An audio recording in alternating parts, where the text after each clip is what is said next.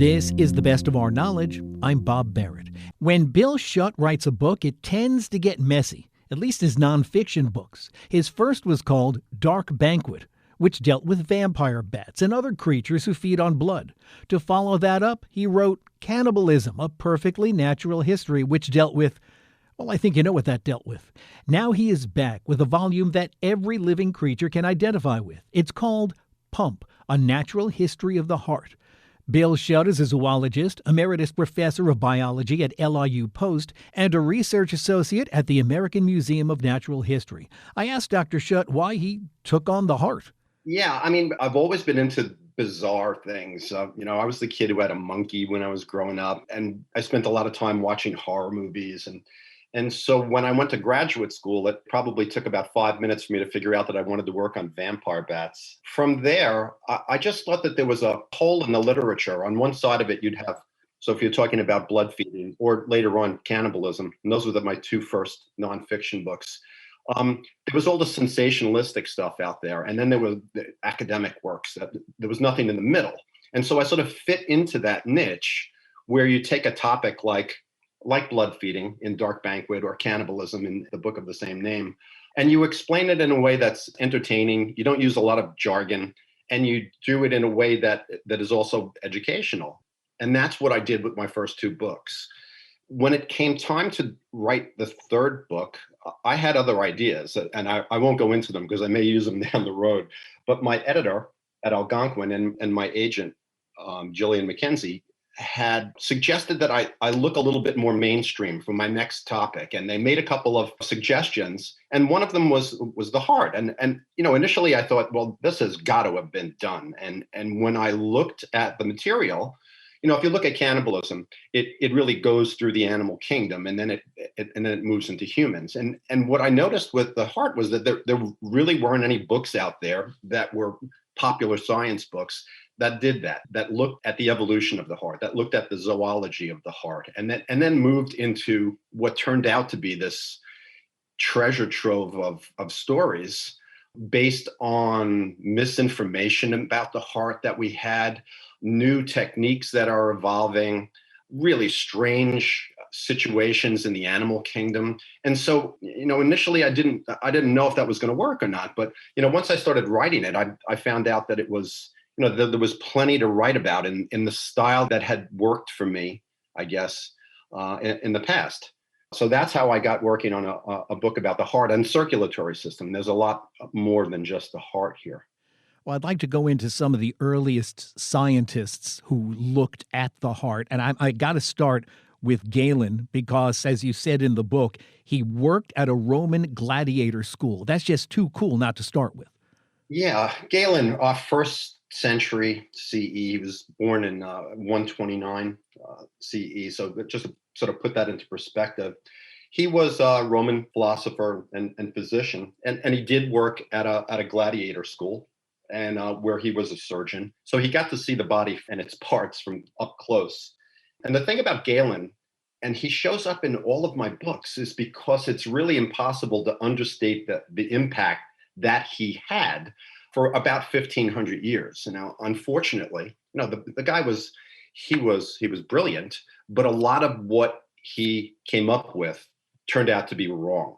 And so, for example, he had fallen back on this idea of the four humors, that these substances that were found in the body, and that by balancing them, one of them being blood, that would be the way to cure any disease, whether it was a mental affliction. Women were bled for menstruating. People who were drowned were bled, and this was there was really nothing to that.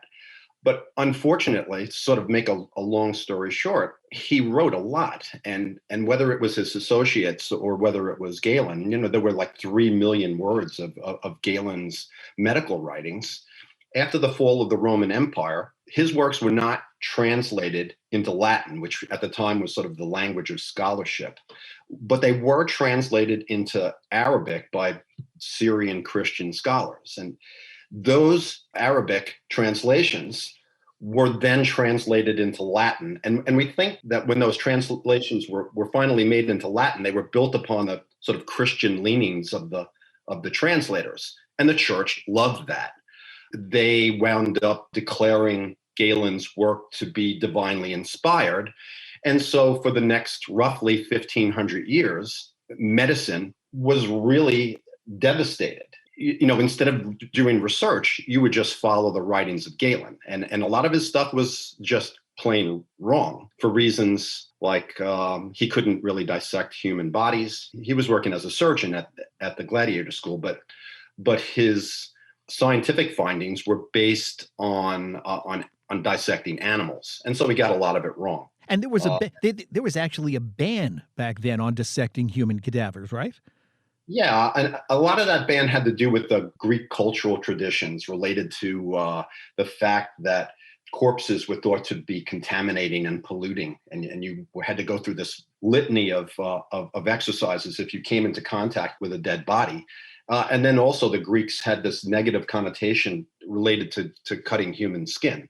You were to keep the body whole, you weren't to cut it up. So that really put the kibosh on human anatomical dissections for a long time. Is Galen and his writings part of the reason that we romanticize the heart so much? Try to get somebody, win your heart or get their hearts and minds.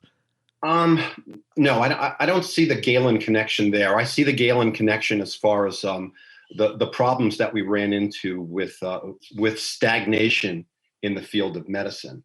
But the hearts and minds and romanticizing the heart, I think you have to go back to the ancient Egyptians who preserved the heart, and they either put it back in the body or they put it into bottles. And this was because the ancient Egyptians believed that the heart after death would be weighed against the feather of Mat. And this was an Egyptian goddess of truth and justice. And she would then decide if the owner had lived a virtuous life. So the emphasis by the Egyptian physicians was one that was cardiocentric. Everything was based on the heart, and they didn't really think much of the brain. We know that because they'd yank the brain out of a dead person through their nose and just get rid of it. But the heart was treated very differently.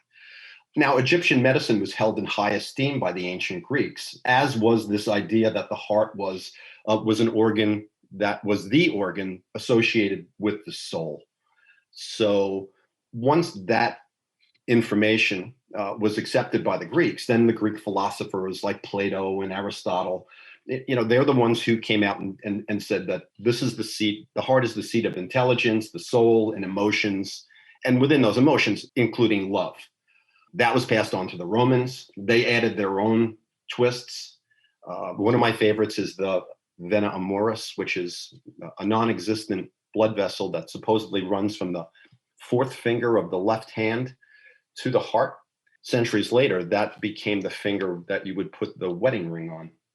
So once the Romans and once the Greeks, and then once you get into the Middle Ages, there's an explosion of art and literature and poetry that further cements the heart as the seat of emotion, especially emotions of a romantic nature. Yeah, and I think it's pretty much the same with this idea of hearts and minds. It's essentially the same story. When you look at the relationship between hearts and minds now, though, you do see that there's some science there, like the connections between our so-called spiritual lives and things like heart health, yoga, meditation to ward off stress and things like that. But I wouldn't blame Galen. I think it goes back to the ancient Egyptians. They looked at this organ and said, it moves, it's centrally located, it can be stimulated to move faster. So they really thought that this was the center of all things. In my lifetime, I can think of 3 big mainstream news stories about the heart.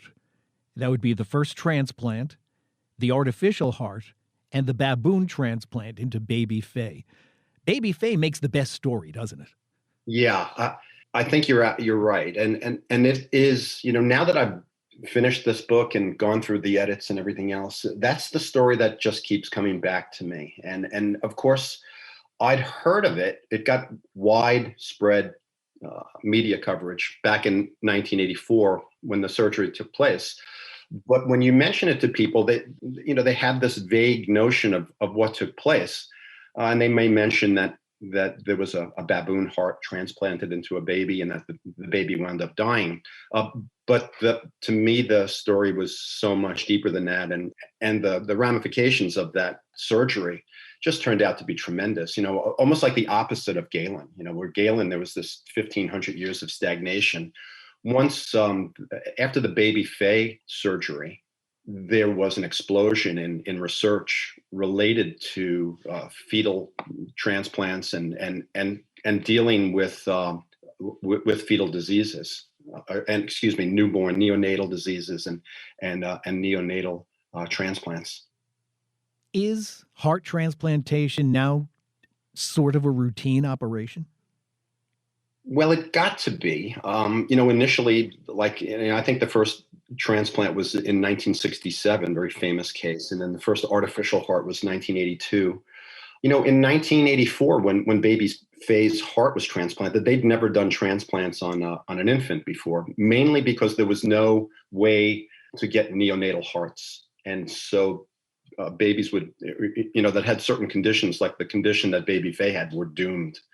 And so this was a big thing, back then. And it turned out that it failed, but not for reasons that they thought it might fail. The baboon's heart was not rejected. The fact that the baboon had a different blood type than baby Faye, that turned out to be the reason that baby Faye's body had an autoimmune response, just like if you gave the wrong type of blood to somebody. So that's really what wound up happening. But after that, then transplants got back into the media again, and a lot more work got done on them. And as a matter of fact, Leonard Bailey, who did the transplant on baby Faye, wound up doing 200 heart transplants after that.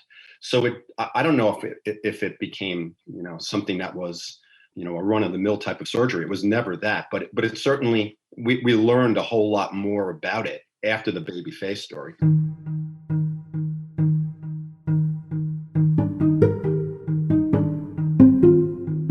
Still to come, our conversation with Bill Schutt continues with that age-old question, does size really matter? That's next on The Best of Our Knowledge.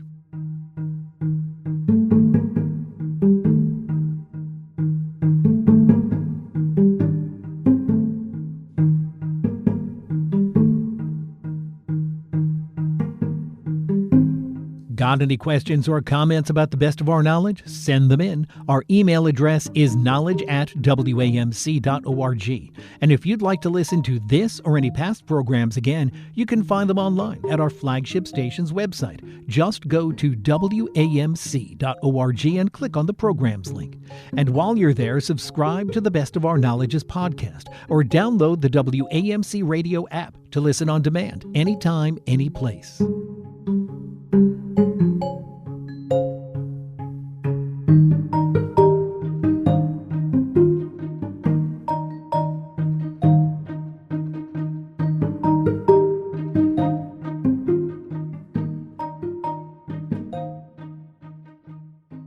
This is The Best of Our Knowledge. I'm Bob Barrett, and our guest today is Bill Schutt, author of the new book called Pump, A Natural History of the Heart.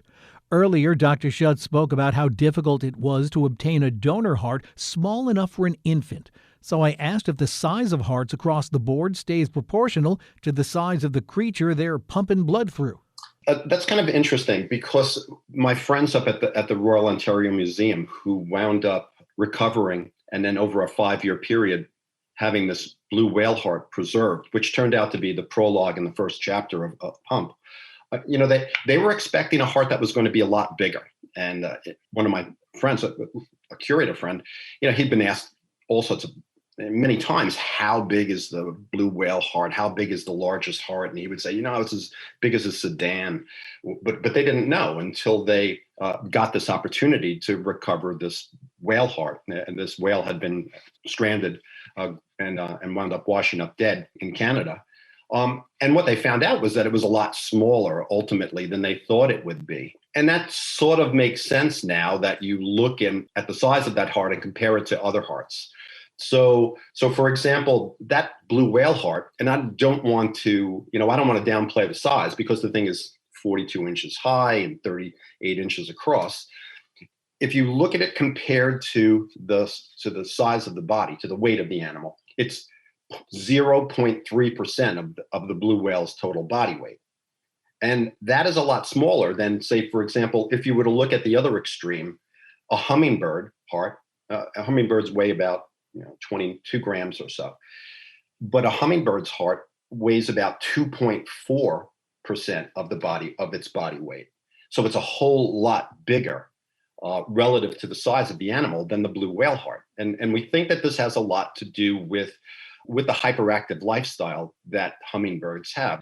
And so what happens there is that they need more energy. And the only way to get more energy and more oxygen is to get blood through those muscles. So the way that you can get more blood to a muscle is either to speed up the heart rate. And I think that at 1,300 beats per minute, the hummingbird heart rate is maxed out. I don't think that a vertebrate heart can beat much faster than that.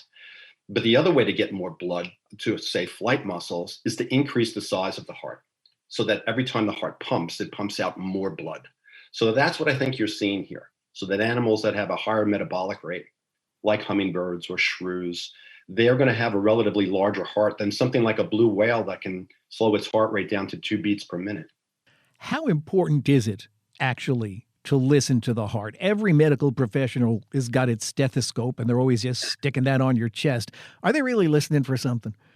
Yeah, I think that stethoscopes give physicians another measurement like pulse rate that can be compared to a generalized normal reading, and it adds an important diagnostic tool to what you can do in a pinch.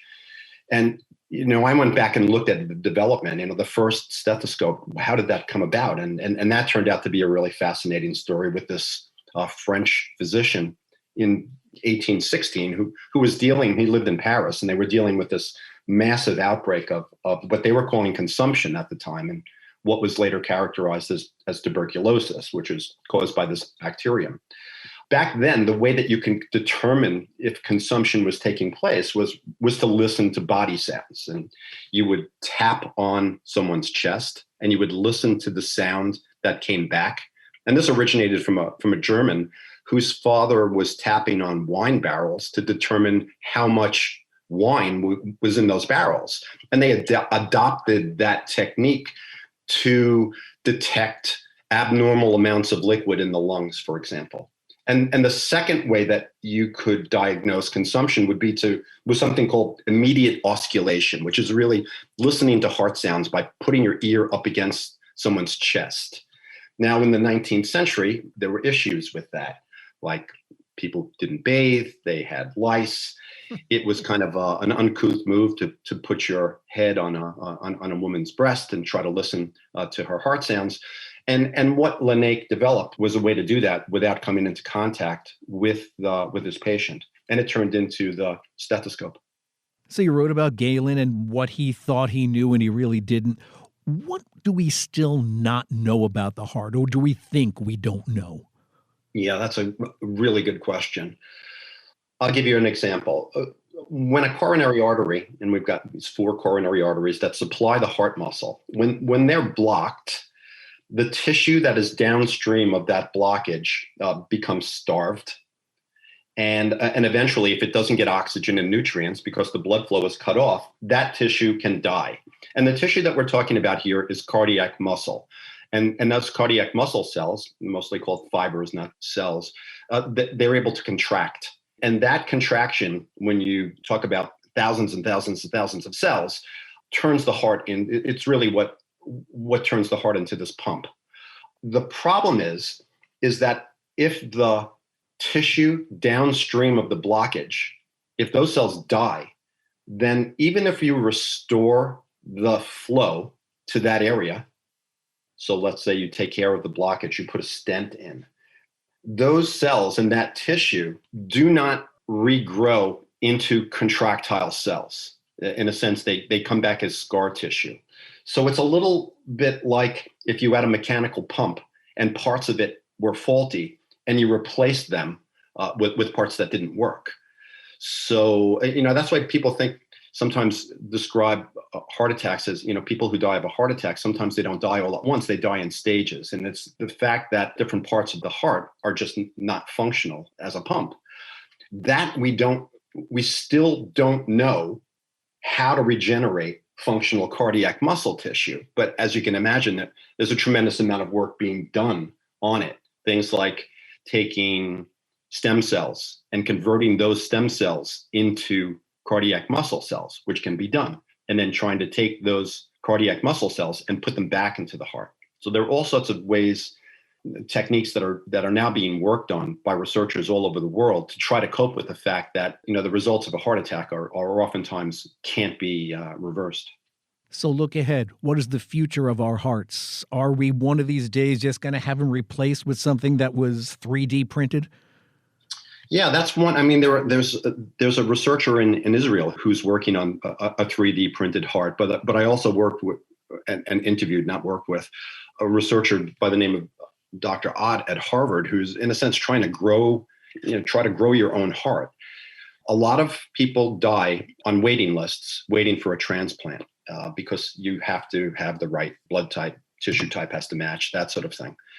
And it's not just hearts, it's other organs as well. So what they're trying to do is to take cadaver hearts, which are easier to come by, and strip away all of the tissue, all of the cells that your body would have an immune response to if you were to take that cadaver heart and try to put it into a recipient.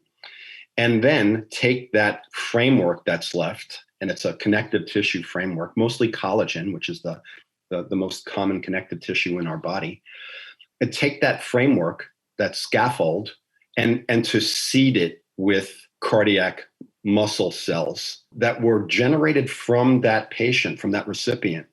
You take cells from his skin and then convert those stem cells into muscle cells, and then in a sense seed this structure, grow the cells on the scaffold, and then transplant that heart into the recipient. So that's the type of thing that's being done now. And I knew nothing about this, and there was some other almost cooler types of research that were being done with things like doing similar things with replacing blood vessels. Say, if you're going to regenerate the heart, then how do you deal with the fact that there are blood vessels that supply the heart? There's a researcher that I interviewed by the name of Dr. Gaudet, who was taking spinach leaves, and they had veins, and doing really the same thing, stripping away the cells, but leaving the framework of the vein in the spinach leaf behind, and then seeding that framework with vascular cells that make up blood vessels. And then with the idea that you could transplant those onto this heart that was either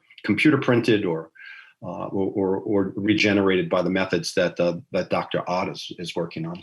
So there's a lot of really neat stuff going on here. Again, the name of Bill Schutt's book is Pump, A Natural History of the Heart. You can learn more at BillSchutt.com. That's spelled SCHUTT.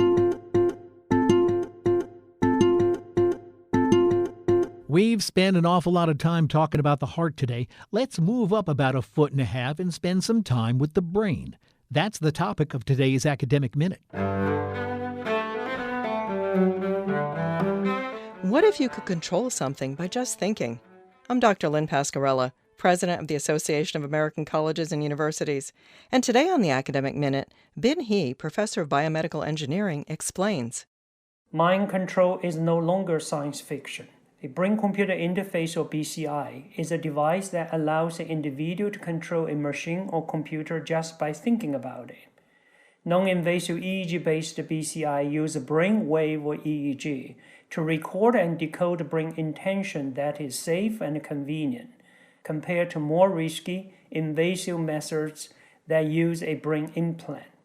Generally, they take longer to learn, and users ultimately vary in performance. We have looked into mind control by examining the brain side story and hypothesized that meditation or yoga is able to enhance and improve an individual's ability to control a BCI. We recently completed a large-scale human study involving an 8-week course in simple, widely practiced meditation techniques. to test their effect as a potential training tool for BCI control. Our results show that humans with just 8 weeks of lessons in mindful meditation training demonstrate significant advantage compared to those with no prior meditation training. The meditation group performed much better than the control group and learned the mind control skills much faster than the control group. Meditation has been widely practiced for well-being and improving health. Our work demonstrates that it can also enhance a person's mental power for mental control, and ultimately may facilitate broader use of non-invasive brain-computer interface technology. That was Ben He of Carnegie Mellon University. You can find this, other segments, and more information about the professors at academicminute.org. The Academic Minute is a production of WAMC Northeast Public Radio in partnership with the Association of American Colleges and Universities.